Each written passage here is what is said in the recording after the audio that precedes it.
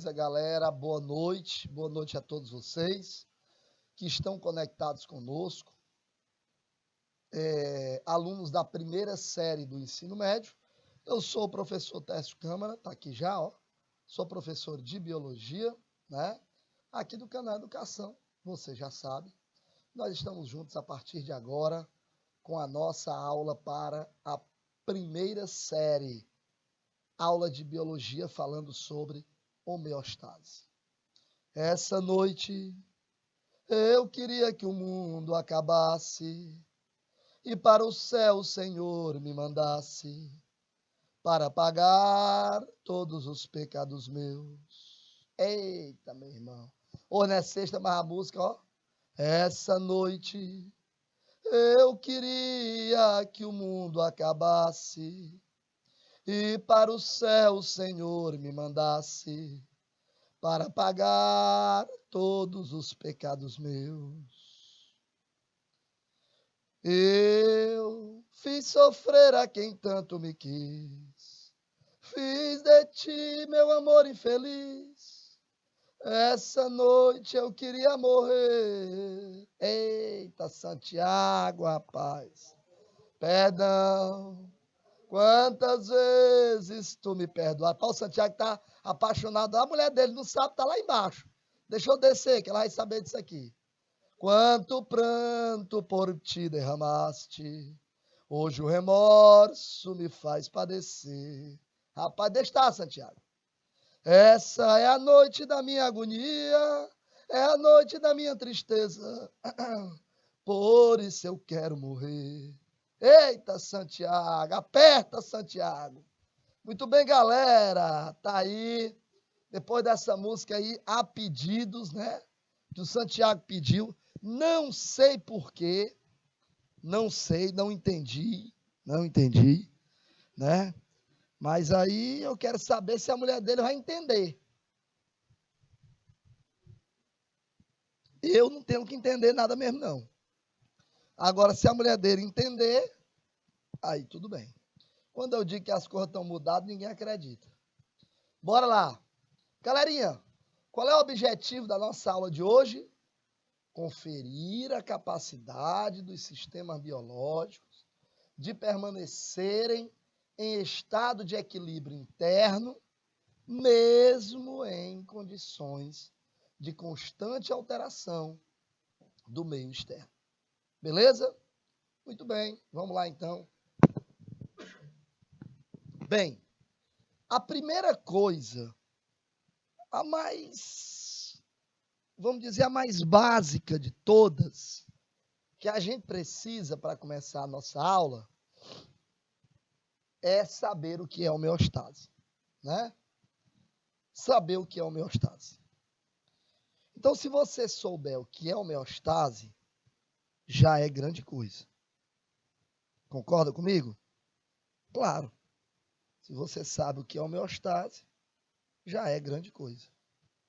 Beleza? Então, vamos lá. Pessoal, homeostase é, na verdade, a capacidade de manter, né, um equilíbrio dinâmico. Não é um equilíbrio estático, é um equilíbrio dinâmico. Um equilíbrio, porque o equilíbrio do nosso corpo, ele é um equilíbrio dinâmico. Não existe esse negócio de dizer a minha temperatura é o tempo todo 36,8, 36,7. Nunca mudou. Muda. Tem momentos quando você aumenta seu metabolismo que sua temperatura aumenta levemente. Nós somos animais homeotérmicos. Ou seja, nossa temperatura ela não varia com a do meio. Não varia com a do meio. Mas quando a gente fala variar, não quer dizer que ela é constante, prego batido e ponta virada ali, não. Quer dizer que a nossa temperatura, ela tá num padrão, num limite ali. Ela tem um intervalo. Isso é o que quer dizer. Ela tem um intervalo. Tranquilo? Muito bem. Esse intervalo ele vai ali de 36,7, 36,8. Pode aumentar um pouquinho, pode diminuir um pouquinho, 36,6. Né? Isso pode acontecer. Estou falando de um exemplo, estou dando um exemplo que é a temperatura, mas isso vale para vários mecanismos. Então, veja, qualquer organismo vivo precisa manter as condições do meio interno relativamente estáveis e compatíveis com o funcionamento apropriado de suas células. Quer dizer, quando suas células se mantêm ali numa temperatura mais ou menos constante, mais ou menos padrão, tá ótimo. Perfeito. Lindo, lindo e maravilhoso. Tá? Lindo, lindo e maravilhoso. Então vamos lá. Relativamente estável ali. Então diversos mecanismos ali regulatórios são necessários para poder manter a homeostase. Para manter a homeostase. Vários mecanismos precisam ali interrelacionar para que essa homeostase possa acontecer de maneira adequada, tá? Tranquilo? Muito bem. Então, vamos lá. Deixa eu passar isso aqui. Então, isso é homeostase. Você já sabe o que é. Professor, a homeostase envolve exatamente o quê? Né? A homeostase envolve volume e pressão internos, envolve concentração iônica e de gases, envolve tudo isso. Concentração iônica e de gases, envolve o pH, né? Envolve a temperatura, que eu acabei de citar como exemplo para vocês, envolve os nutrientes e os metabólitos desses nutrientes, esses metabólitos gerados pelos nutrientes que foram digeridos, por exemplo, tá? Então, tudo isso que eu acabei de citar são fatores que precisam ser regulados durante o processo de homeostase. Beleza? Eu coloquei aí um pensamentozinho para a gente. Botei lá em cima como título: Importância da água para os seres vivos. Aí eu botei assim, ó. Por que é importante ter fluidos intra e extracelulares com composição diferente? Pergunta é essa. Por que é importante ter fluidos intra e extracelulares com composição diferente? Tem uma razão para isso. Tá bom? E a gente vai ver aqui qual é essa razão. A gente vai ver aqui. Então, vamos lá. Eu tenho aqui algumas razões, né, para a importância da água para os seres vivos. Primeiro, a água pode ser considerada um solvente biológico. A água é, antes de tudo, gente, um solvente universal, né? A água é, antes de tudo, um solvente universal. Vou começar a história. Então, se a água é um solvente universal, então isso significa que a gente pode utilizar, por exemplo, essa água lá nos nossos meios, nos meios biológicos, né? E não só nós podemos utilizar, nós devemos utilizar. Na verdade, elas são utilizadas. A água é utilizada, sem dúvida nenhuma, né, para tanto em reações de síntese, quanto em reações de produção, tanto em reações de síntese quanto em reações de produção. Nos dois casos, a água vamos dizer, é utilizada aí como meio.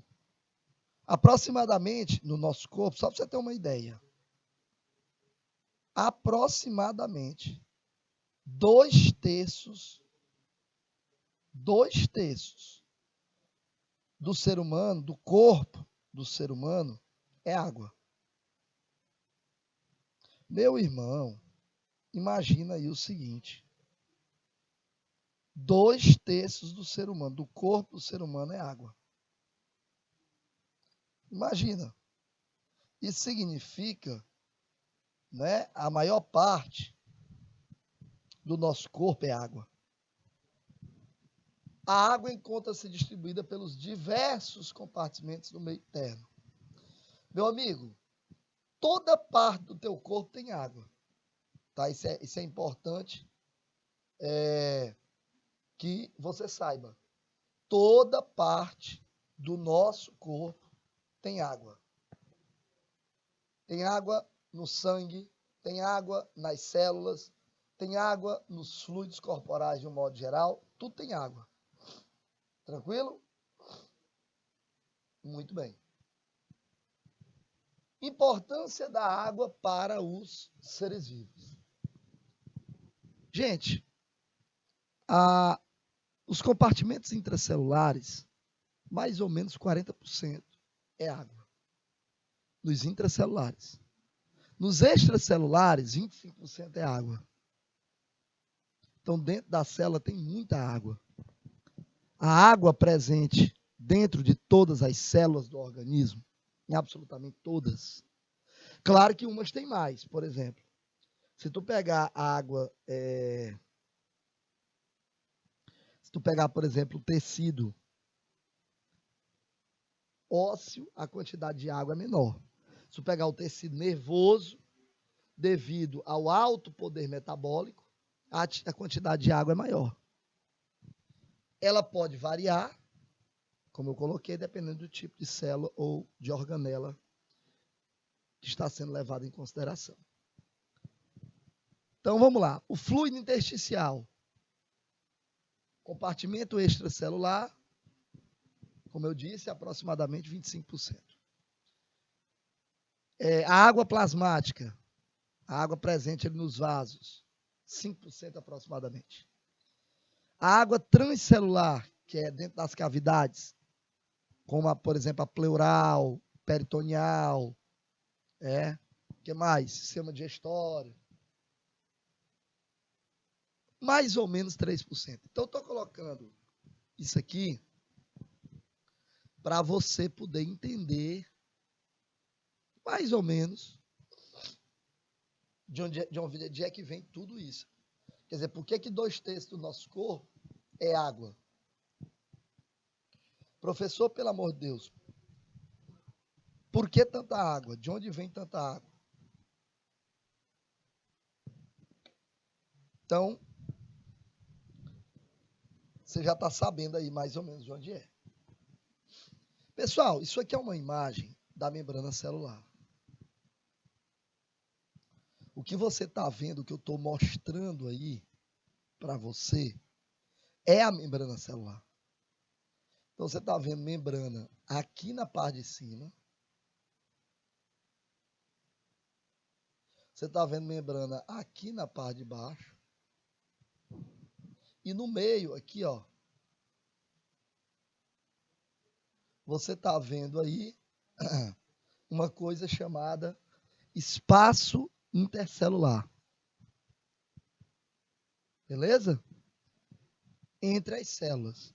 Professor, por que 2 membranas? Porque onde tem membrana celular na parte de cima, para cima é uma célula. Onde tem membrana celular na parte de baixo, para baixo é outra célula. E no meio você tem um espaço entre 2 membranas. Por isso o nome espaço intercelular. Tranquilo? Galera, não tem dificuldade não. Beleza. Então tá aí, ó. Pega aí, portanto, a membrana celular, do que ela é formada. Para a gente poder entender melhor isso daí. Do que ela é formada. Para a gente entender aí, tá? Então, é uma camada, uma bicamada lipídica, né? Uma bicamada lipídica que vai servir para isolar o fluido intracelular, porque senão, se eu não fizer esse isolamento, vai ficar complicado. Eu preciso isolar o meio interno do meio externo, porque senão não vai ser meio externo.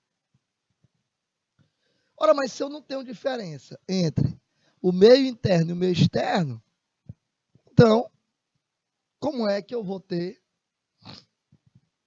vamos dizer, como é que eu vou ter, por exemplo, esses dois meios? Como é que eu posso dizer que é meio interno? Como é que eu posso dizer que é meio externo? Quem vai fazer essa separação é exatamente a membrana celular. É ela quem vai fazer essa separação. Beleza? Então, ela é quem vai isolar esse meio interno, e dizer, olha, isso aqui tem uma composição diferente da composição do meio externo. E essa diferença de composição, quem faz essa separação é a membrana plasmática. Beleza? Então, quando a gente fala meio intersticial, nós estamos falando de quê? Do meio extracelular. Então, é composta pelo quê? Por fosfolipídios. É composta por triglicerídeos. É composta por proteínas. É composta por colesterol. Aí não tem, mas eu estou dizendo a você. Ela é composta por colesterol também. Espera aí, professor. Tudo bem, tudo isso aqui eu entendi. Mas o senhor está dizendo que na membrana plasmática ela tem colesterol? É isso que o senhor está dizendo? Isso. É exatamente isso que eu estou dizendo. Ela tem colesterol. Beleza? Colesterol. Colesterol, pessoal, numa outra aula, não agora, eu vou discutir com vocês para a gente poder falar sobre o mito do colesterol. As pessoas acham que o colesterol é a pior coisa do mundo, né? Eu gosto sempre de usar o que o Dr. Lai Ribeiro diz. O colesterol, na verdade, é o mocinho. Ele foi pego na cena do crime, né? E as pessoas pensam que ele foi o vilão, o causador do problema. Quando, na verdade, ele está ali apenas para resolver o problema. Vamos estudar isso aí no outro momento. Então, a presença do colesterol na membrana plasmática, gente, ele tem função de estabilizar a membrana, tá? Então, tá aí, ó, a presença de proteínas conferem o quê? Capacidades especiais às membranas, né? E também a capacidade, o que a gente chama de permeabilidade seletiva, que eu vou explicar para você o que é. A famosa permeabilidade seletiva. Aqui você tem o meio extracelular e aqui você tem o meio intracelular. Permeabilidade seletiva, galera, tá aí o que eu estou colocando, é a capacidade que a membrana celular apresenta de selecionar o que entra e o que sai, tá certo? Do meio intracelular. O que passa por ela? Isso é o que a gente chama de permeabilidade seletiva. Então, professor, o que é permeabilidade seletiva? É a propriedade da membrana plasmática de selecionar o que entra e o que sai do meio, né, passando ali pela, vamos dizer, pela membrana. Que passa ali pela membrana? Passou pela membrana, obviamente. Então, nós temos uma coisa chamada permeabilidade seletiva. Beleza? Então, vamos lá. Vamos supor, algumas coisas passam pela membrana plasmática e outras não. Algumas coisas passam e outras não. Então, isso é o que a gente chama de permeabilidade seletiva. Por exemplo, glicose. Glicose é uma substância que entra na célula com muita facilidade. Primeiro porque é um íon. Então é pequeno. Então entra com facilidade. O primeiro passo é esse, o primeiro ponto é esse. É um íon. E porque é um íon, é mais fácil de entrar. Porque é pequeno. Segundo, porque é o componente utilizado como fonte primária de energia pelo nosso organismo. Quer dizer, o nosso organismo, quando precisa de glicose, quando precisa de energia, melhor dizendo, é a glicose que ela vai procurar. Quando o nosso organismo precisa de energia, ele vai procurar primeiramente glicose. O nosso organismo é viciado em glicose. É o composto utilizado como fonte primária de energia pelo nosso organismo. Então ela passa com facilidade. Mas se você pegar, por exemplo, uma proteína, ela não passa. Ela não passa primeiro porque ela é grande. Né? Então a proteína é uma macromolécula. Quer dizer, essa capacidade de selecionar, de ter maior flexibilidade para algumas substâncias.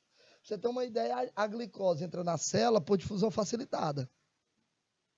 Glicose entra na célula por difusão facilitada.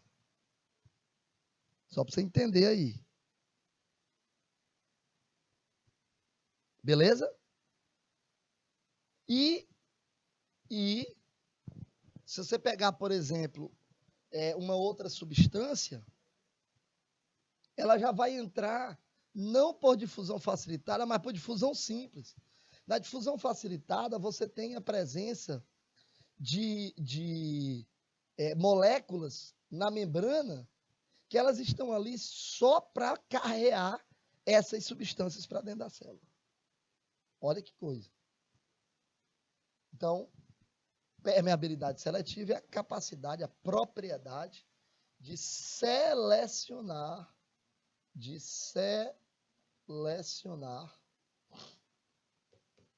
né?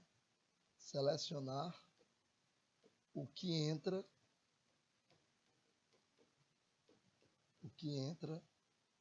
ou sai da membrana. Beleza? O que entra ou sai da membrana. Isso é chamado de permeabilidade seletiva. Show? Show. Bom, literalmente falando, fisiologia significa conhecimento da natureza. Por que eu estou falando de fisiologia? Porque precisa conhecer a fisiologia para poder falar de membrana plasmática e tudo isso que a gente precisa conhecer. Beleza? Então, esse é um ponto importante. Vamos lá. O estudo do funcionamento dos organismos, fisiologia quer dizer função, é o estudo das funções do organismo vivo e de suas partes componentes, incluindo aí processos químicos e físicos. Então, nós temos aí vários conceitos, vamos dizer, para dar para a biologia, para a fisiologia, beleza? Fisiologia significa conhecimento da natureza. Show de bola? Muito bem. Então, é um ponto importante. É um ponto super importante aí. Então, qualquer uma dessas colocações que você está vendo servem para mostrar o que é fisiologia. O estudo do funcionamento dos organismos vivos, lá em Vander, Sherman e Luciano. É o estudo das funções dos organismos vivos e de suas partes componentes, Silverton, por aí vai. Segundo Aristóteles, 300 anos antes de Cristo, o pai da medicina, né? Não, o pai da medicina é Hipócrates, eu estou confundindo, desculpa. O pai da medicina é Hipócrates. Aristóteles já dizia o seguinte: médicos já achavam que a boa saúde estava associada ao equilíbrio. Da época de Aristóteles. Claude Bernard, em 1872, a constância do meio interno é a condição para a boa saúde. O que nós não temos hoje, né, gente? Quer dizer, com todo o conhecimento que nós temos, a gente acha justamente de fazer o contrário. Justamente fazer o contrário. A gente acha que pode mexer como quiser com o nosso organismo. E que não tem problema nenhum, ele se organiza, ele se ajeita. E está tudo bem. Noah Gordon, tá aí, ó, o físico, né? A epopeia de um médico medieval. Então, assim, gente, se você for analisar o equilíbrio, eu acho interessante as coisas do interior. Não sei se a galera que está me assistindo aí agora, a Karine que está aí assistindo pelo YouTube, mas no interior o pessoal tem um negócio de dizer assim: tudo demais é veneno. Não tem esse negócio? Tudo demais é veneno? Pois é, e é mesmo. Uma comida, se aplica muito à comida nos dias de hoje. Meu Deus, que comida gostosa. Rapaz, Marisabel, eu adoro Marisabel. Meu Deus, que Marisabel deliciosa é essa. Aí, você vai lá comer e é obrigado a comer a panela toda, porque tá tão boa que você é obrigado a comer a panela toda. Ah, viu um negócio desse?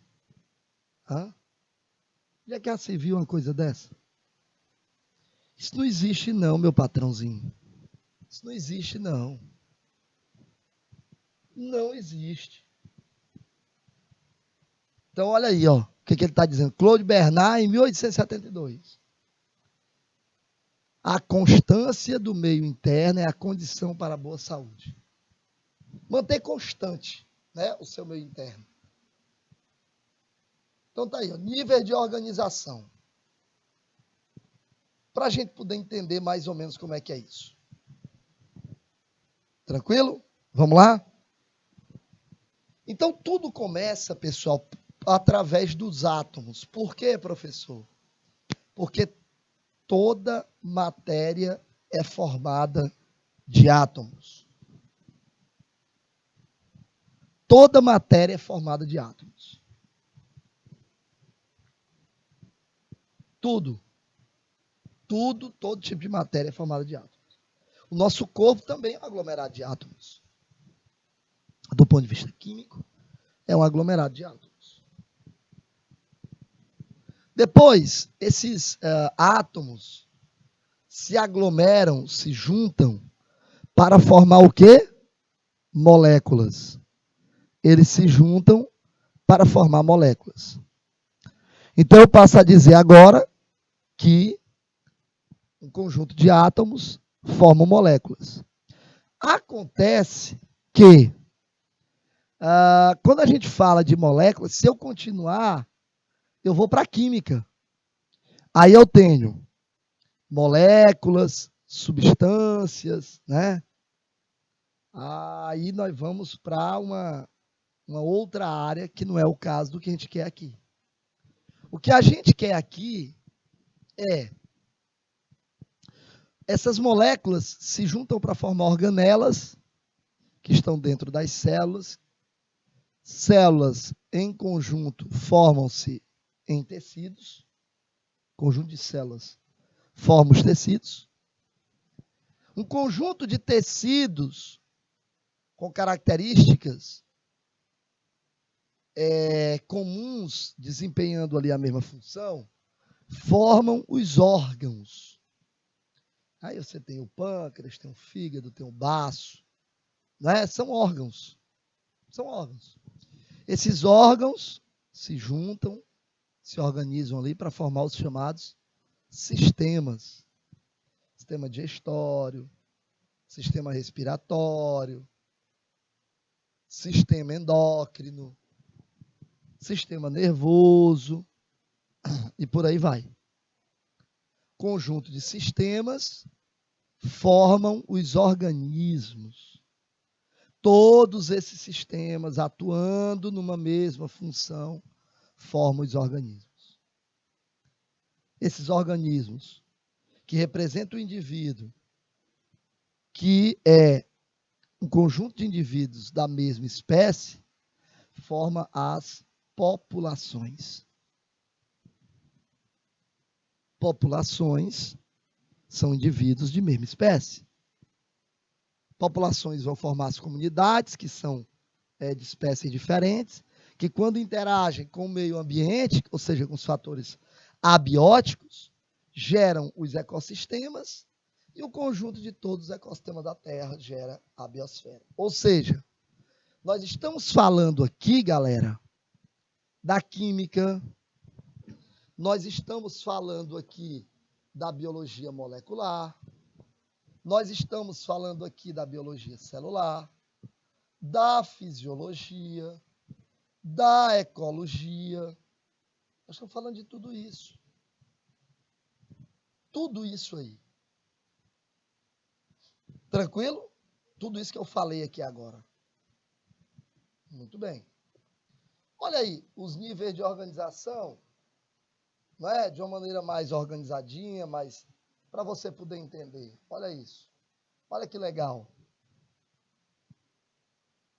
Você está vendo aí, ó.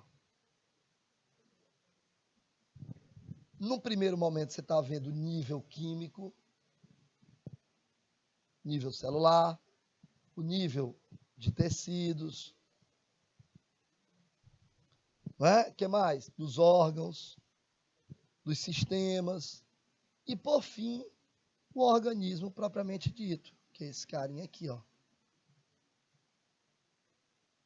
Tá aí, ó. Beleza?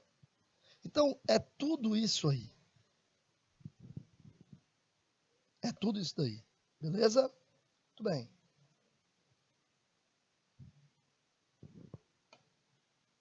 Esses níveis de organização, eles são importantes para você entender como é que eles conseguem interagir. Como é que eles conseguem interagir. Beleza?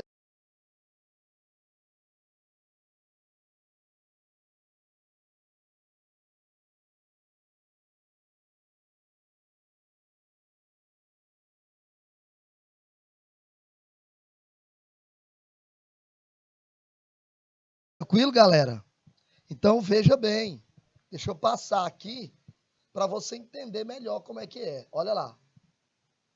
A homeostase. A homeostase é um princípio dinâmico. Lembra que eu falei para vocês que a homeostase é um equilíbrio dinâmico, não é um equilíbrio estático? Lembra? Pois é, está aqui, é um processo dinâmico. Estou mostrando para você que é um processo dinâmico. Aqui o que ele está mostrando é um aparelhozinho de glicemia. Esse aqui, ó, é um aparelhozinho de glicemia, né? Onde ele mostra aí, apanhando aí, coletando aí um pouquinho de sangue. Está coletando aí um pouquinho de sangue para para ele poder, ao coletar esse sangue, saber como é que estão os níveis de glicose no sangue, né? O nível glicêmico, para a gente poder entender mais ou menos como é que é. Então aí o nível glicêmico é apenas uma das taxas de centenas, sabe, de outras taxas que podem ser levadas em consideração. O nível de glicose aí, que você pode aferir fácil, aparelhinho desse aí, pessoal. Hoje, cara, ele custa aí, vamos colocar, tá certo? 50 contos, 60 reais, mais ou menos. Aí você compra as glicofitas. A glicofita vem em quantidade aí suficiente. Um aparelhinho barato. Não tem nada demais, não. Tá? É facinho de você verificar essa glicemia. Fácil. Né? Pessoas que têm níveis glicêmicos já razoavelmente comprometidos, é bom ter em casa para que possa ser feito todo dia de manhã. Todo dia de manhã. Você reduz aí a sua alimentação, o seu excesso de açúcar, come aí de maneira mais saudável, tal, e faz essa glicemia em jejum. Ou você pode fazer dia sim, dia não, não tem problema nenhum. Você pode fazer segunda, quarta e sexta, por exemplo, né? Segunda, quarta e sexta. Tranquilo? Dá tranquilo para você fazer isso daí. E aí, ao fazer essa aferição, você tem uma ideia, ao longo de um determinado período, quais os valores que ficaram ali. Então, isso é um teste bem legal para você fazer. E importante, né? Porque, meu irmão, diabetes hoje em dia é uma doença que você encontra em todo lugar. Conceito de meio interno. O que é esse tal meio interno? O que é isso? Para a gente poder entender. Gente, meio interno em um indivíduo vivo, né? Em um indivíduo vivo, o meio interno, ele é todas as estruturas, todos os, vamos dizer, você pegar, por exemplo, a célula, é o meio intracelular. Se você pegar, por exemplo, um determinado órgão, é o meio interno daquele órgão. Então, quando a gente fala de meio, conceito de meio interno, nós estamos falando de que exatamente? Nós estamos falando da parte, normalmente, dos indivíduos multicelulares, nós estamos falando da estrutura dentro da célula. No unicelular, com certeza o meio interno é dentro da célula, porque só tem uma célula que representa o próprio organismo. Beleza? Então vamos continuar aqui, ó. Organismos vivos preservam um meio interno distinto, apesar das alterações no meio externo. Normalmente, mesmo naqueles indivíduos que apresentam diferença de características do meio interno e do meio externo, para ele poder dizer, olha, esse meio externo, ele é diferente, esse meio interno é diferente do meio externo. Por quê? Porque você tem ali na célula, por exemplo, uma membrana que vai isolar um ambiente do outro. E ao isolar esse ambiente do outro, eu tenho diferenças aí. Tranquilo? Show de bola? Então tá aí, ó, o corpo vivo, embora necessite de um ambiente que o circunda, é, apesar disso, relativamente independente do mesmo. Independente em que sentido, professor? No sentido de que ele precisa manter uma diferença do meio, de um meio em relação ao outro. Diferença do meio interno em relação ao meio externo.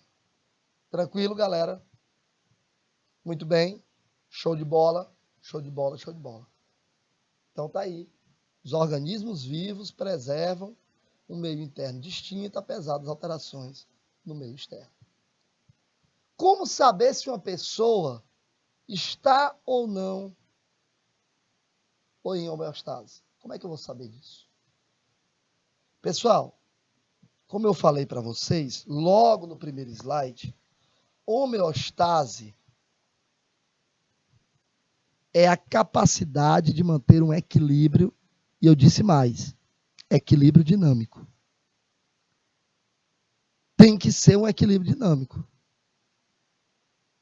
Então, isso aí é um ponto importante. Tem que ser o equilíbrio dinâmico. Manter um equilíbrio e esse equilíbrio tem que ser dinâmico. Então, assim, uma única vez você não vai, uma única observação, você não vai conseguir fazer essa, vamos dizer, essa aferição de uma única vez. Não vai. Então, você tem que pegar valores que são, que a gente considera como valores normais. Por exemplo, né? Vamos pegar aqui o caso da glicose. A glicemia, ela tem que ser em torno de 90 a 110 miligramas por decilitro de sangue. Quer dizer, valores diferentes desses, não é? Você já tem muito. Você vai suspeitar, meu irmão. Com certeza absoluta. Você já vai suspeitar. Por quê, professor?